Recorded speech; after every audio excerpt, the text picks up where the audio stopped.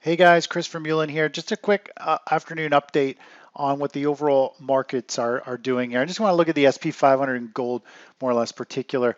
If we zoom in on this recent chart, obviously we've seen the big sell-off in March, and we've got the first kind of cycle and bounce, and then we finally got into an upward momentum where we're starting to break out of a basing stage. Momentum shifted.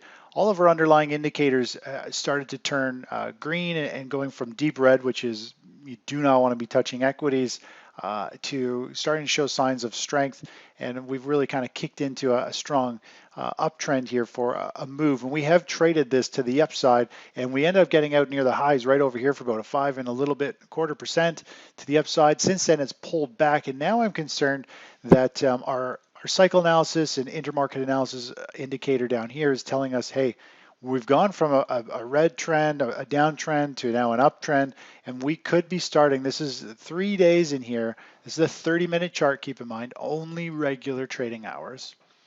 3 days, we've been actually showing signs that big money has been flowing into the defensive, the risk on assets, and that's not a good sign. Typically, when we see that, the stock market is when we zoom way back in time here, we got into a strong trend, a new trend to the upside. Everything was green, the internals, and then for a month and change, 2 months really, the market rallied with the internals actually getting worse, deeper, more red, even worse. And eventually, when it rolled over, we saw this huge crash. And so on a smaller scale, that's where we are now. The market's rallying, yet big money, smart money is moving into different plays, not just equities. They're actually moving out of equities and into other places. So my concern here, and this is one of the reasons we got into it, we ended up getting out right over here.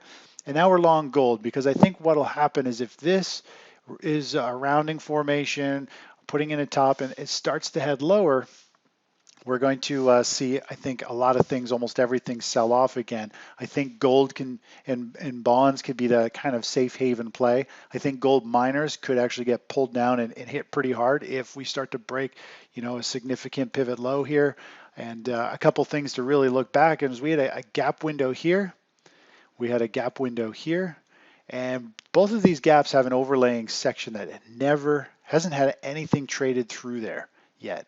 And gaps almost always get filled in the SP 500. Could be same day, could be 2, 3 months, year later. You never know, but almost every gap eventually gets filled, which makes you wonder, well, what about this gap down here for that double dip recession?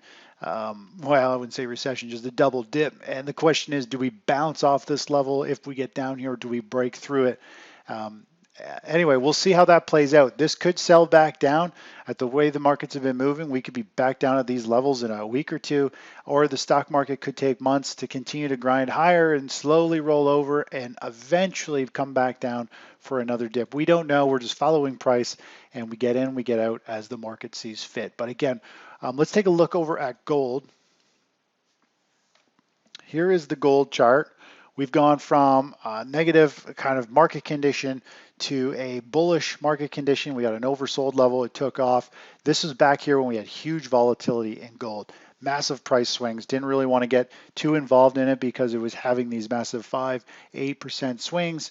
It's rallied up and it had another pullback, and volatility, everything has started to kind of become more stable with gold at this point. And so we got into this buy zone, and it's starting to move up really nicely. Hopefully we'll see a break this level and start to extend and go to the upside.